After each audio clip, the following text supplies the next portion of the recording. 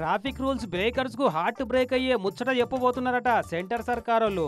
ఇప్పటిదాకా ఎన్ని చాలన్లు పెండింగ్ ఉన్నా రోడ్ల మీద దొరికేదాకా గట్టి ఎక్కిపోదురు కదా, దొరికినప్పుడే అర్థమయ్యేది అని రూల్స్ బ్రేకర్లు కూడా నిమ్మలం చేసుకునేటోళ్ళు.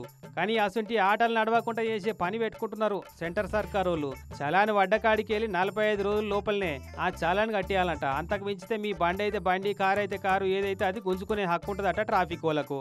ఇప్పటిదాకా ఆ టైం 3 నెలల దాకానే ఉండేది. ఈ ఇప్పటి సంది నెలన్నర చేసే ఛాన్స్ ఉందట.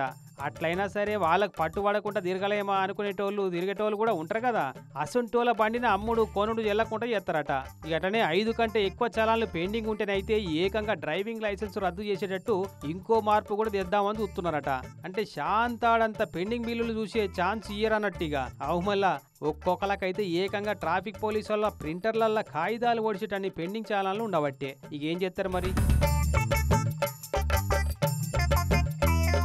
ఇక ఇంకో ఇంపార్టెంట్ మార్పు ఏంటంటే ఇప్పటిదాకా చాలాన్లు బండి ఓనర్ల పేరు మీదనే జారీ అవుతున్నాయి కదా.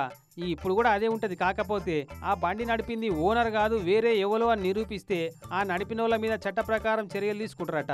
ఓనర్ పేరు మీద పడ్డ బిల్లును మాఫ్ చేసి ఆ డ్రైవింగ్ చేసిన వాళ్ళ మీద చట్ట ప్రకారం చర్యలు తీసుకుంటారట.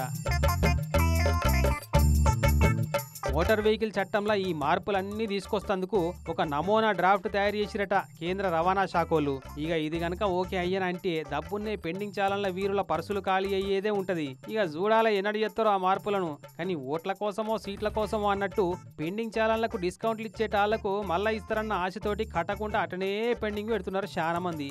ఇలా వాళ్ళ తప్పేంతుందో డిస్కౌంట్ ఆఫర్లు పెట్టిన సర్కార్లది కూడా అంతే తప్పు ఉంటది.